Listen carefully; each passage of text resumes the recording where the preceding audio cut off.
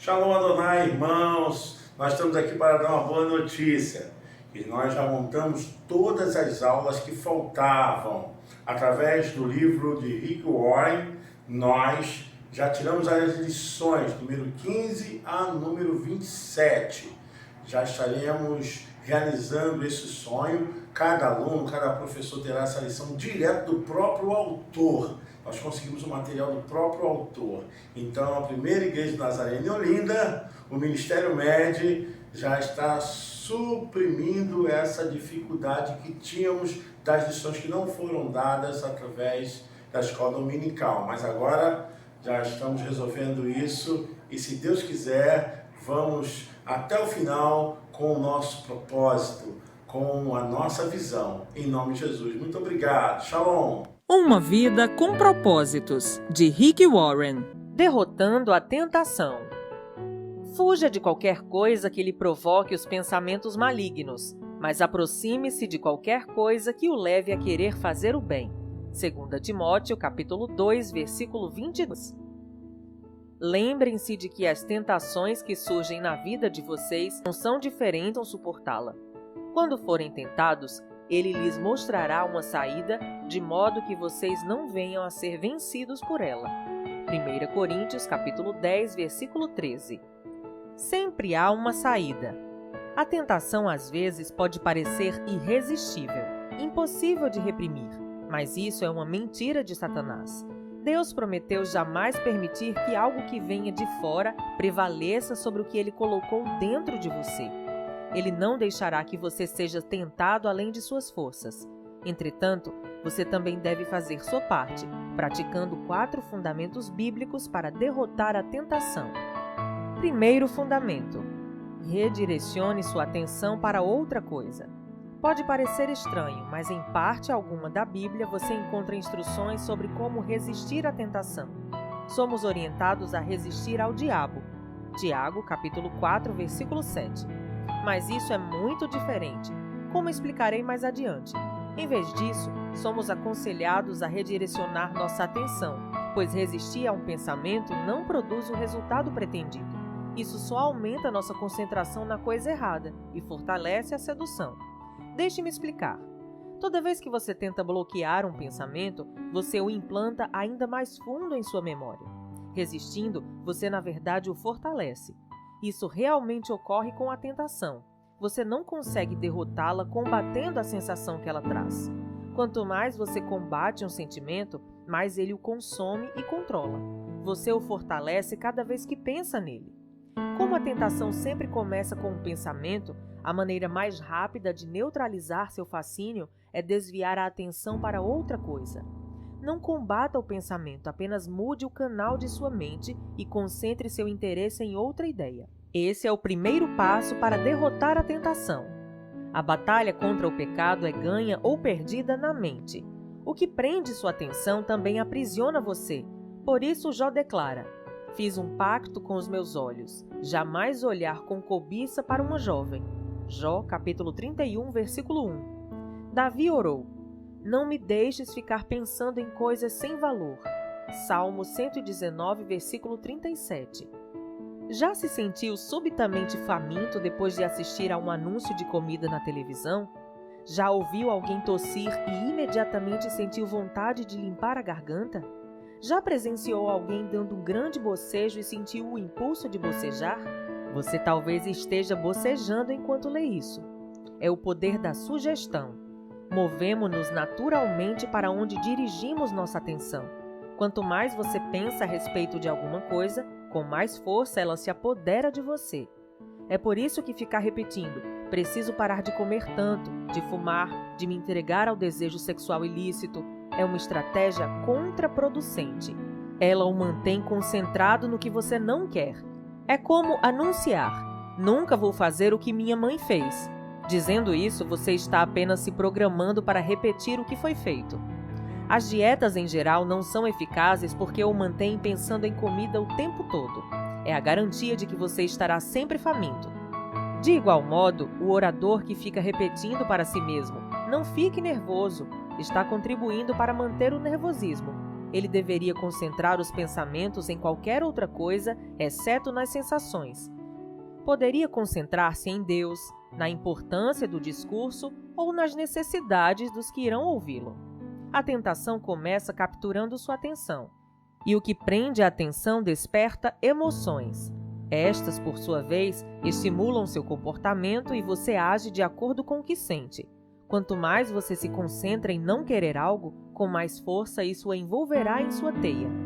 Ignorar a tentação é muito mais eficaz que combatê-la. Se a mente estiver focada em outra coisa, a tentação perde o domínio. Então, quando a tentação o chamar ao telefone, não discuta com ela, apenas desligue. Às vezes, isso significa sair fisicamente de uma situação tentadora. Trata-se de uma ocasião em que não é errado fugir. Levante-se e desligue o televisor. Afaste-se do grupo que está fofocando. Saia do cinema no meio do filme. Para evitar o ferrão, afaste-se das abelhas. Faça o que for necessário para desviar a atenção e concentrá-la em algo legítimo. Da perspectiva espiritual, a mente é o órgão mais vulnerável. Para reduzir a tentação, mantenha-se ocupado com a palavra de Deus e com pensamentos bons. Você derrota os maus pensamentos pensando em algo melhor. É o princípio da substituição. Você vence o mal com o bem. Romanos capítulo 12, versículo 21. Satanás não pode atrair sua atenção quando sua mente está preocupada com outra coisa. É por isso que a Bíblia insiste em que mantenhamos a mente direcionada. Fixem seus pensamentos em Jesus. Hebreus capítulo 3, versículo 1. Lembre-se de Jesus Cristo. 2 Timóteo capítulo 2, versículo 8. E encham a mente de vocês com tudo que é bom e merece elogios, isso é, tudo que é verdadeiro, digno, correto, puro, agradável e decente. Filipenses capítulo 4, versículo 8. Se você realmente pretende derrotar a tentação, então deve controlar a mente e avaliar o que absorve da mídia. O homem mais sábio que já viveu advertia: tenha cuidado com o que você pensa, pois a vida é dirigida pelos pensamentos. Provérbios capítulo 4, versículo 23. Não permita que indignidades penetrem-lhe a mente por falta de critério. Seja seletivo. Escolha cuidadosamente em que pensar. Siga o exemplo de Paulo. Mantemos cativo todo o pensamento e, dominando-o, fazemos com que ele obedeça a Cristo. 2 Coríntios capítulo 10, versículo 5. Isso exige uma vida inteira de prática, mas com a ajuda do Espírito Santo, você pode estabelecer sua forma de pensar. Segundo, revele sua luta a um amigo espiritual ou a um grupo de apoio.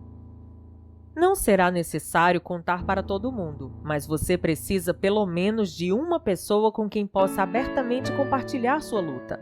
A Bíblia diz: é melhor ter um amigo que ficar sozinho. Se você cai, seu amigo pode ajudá-lo a levantar-se.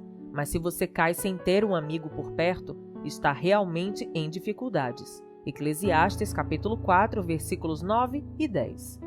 Deixe-me ser claro.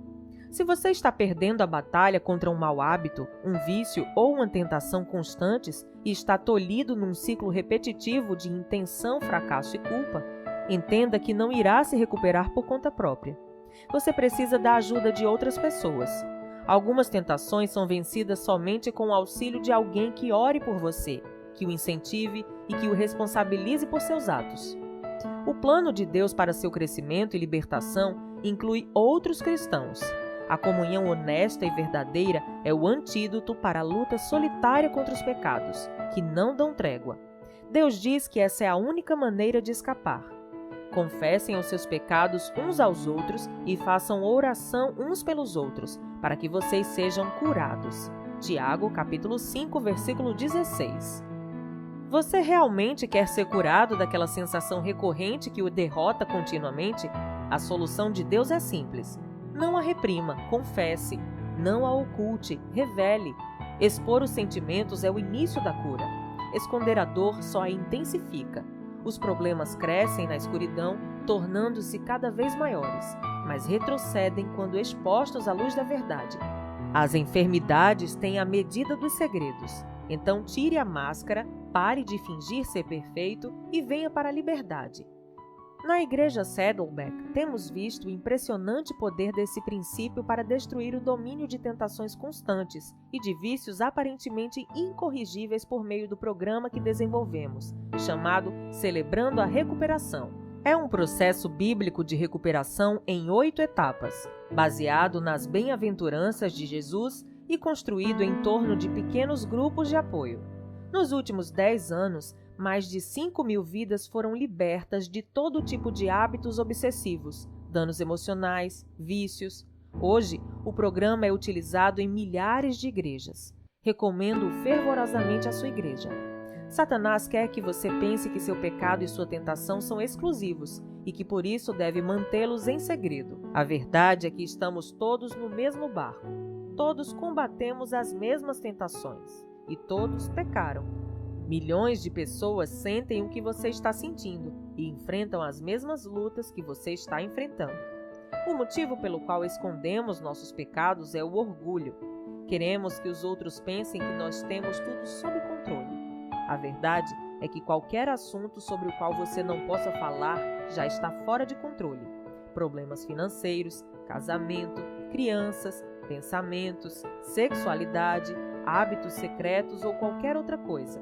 Se você pudesse resolvê-lo sozinho, já o teria feito, mas não pode. Nessa situação, decisões pessoais e força de vontade não são suficientes. Alguns problemas estão profundamente arraigados, tornaram-se rotineiros e cresceram demais. Não há como solucioná-los por conta própria. Você precisa de um grupo de apoio ou de um parceiro que se sinta responsável por você, que o incentive e apoie, que ore por você, que o ame incondicionalmente e que o mantenha na linha. Depois, você pode fazer o mesmo por ele ou por eles. Sempre que alguém confia em mim dizendo "nunca contei isso a ninguém", fico entusiasmado com aquela pessoa, porque sei que ela está para experimentar um grande alívio e libertação. A válvula de pressão está para ser aberta e pela primeira vez se vislumbra uma esperança. Isso sempre acontece quando fazemos o que Deus nos manda fazer. Quando admitimos a um amigo cristão e temente a Deus que temos um problema. Deixe-me fazer uma pergunta difícil. O que você finge não ser um problema em sua vida? De que assunto você tem medo de falar? Você não irá resolver esse problema sozinho. Sim, é humilhante admitir fraquezas perante outra pessoa, mas é exatamente a falta de humildade que o impede de melhorar. A Bíblia diz: Deus se opõe aos orgulhosos, mas favorece os humildes. Portanto, humilhem-se diante de Deus. Tiago, capítulo 4, versículos 6 e 7. Terceiro, resista ao diabo. Após termos nos humilhado e nos submetido a Deus, somos orientados a desafiar o diabo. A parte final de Tiago, capítulo 4, versículo 7 diz: Resistam ao diabo e ele fugirá de vocês. Não nos resignemos passivamente diante de seus ataques. Devemos contra-atacar. O Novo Testamento descreve muitas vezes a vida cristã como uma batalha espiritual contra as forças do mal, utilizando termos que aludem à guerra, como batalha, conquistar, luta e superar. Os cristãos são muitas vezes comparados a soldados que atuam em território inimigo. Como podemos resistir ao diabo? Paulo explica: Revista-se da salvação como seu capacete e tomem a espada do Espírito, que é a palavra de Deus. Efésios capítulo 6, versículo 17. O primeiro passo é aceitar a salvação de Deus. Você não será capaz de dizer não ao diabo a menos que tenha dito sim a Cristo. Sem Cristo, não temos defesas contra o diabo, mas com o capacete da salvação, nossa mente é protegida por Deus. Lembre-se disso.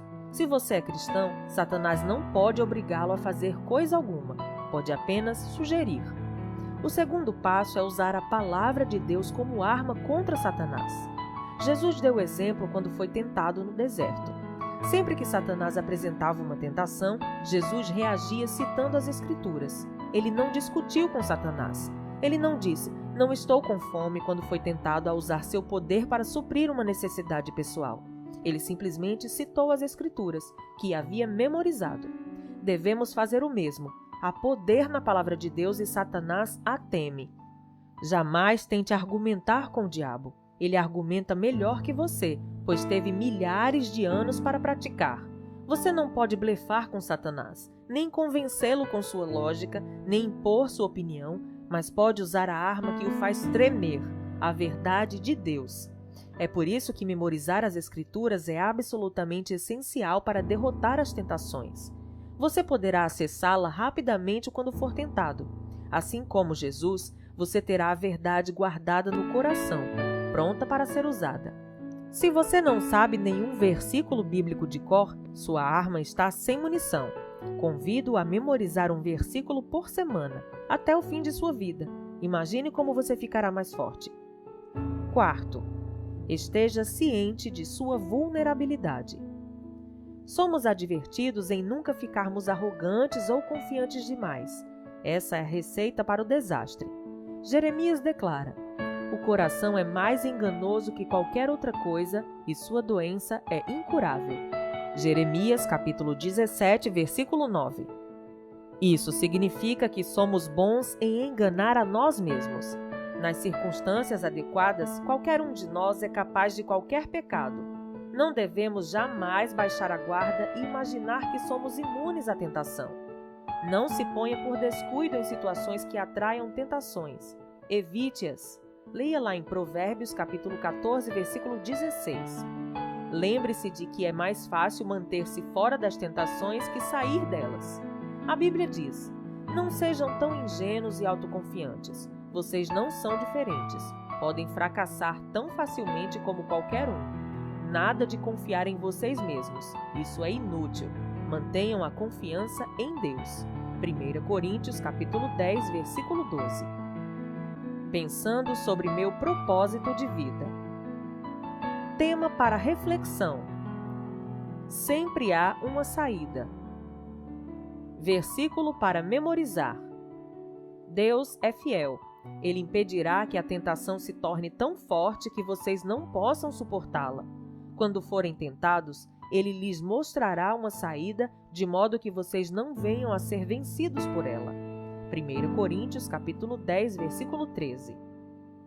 Pergunta para meditar: a quem posso pedir que seja meu parceiro espiritual, para me ajudar em oração a derrotar uma tentação constante? Até o próximo áudio.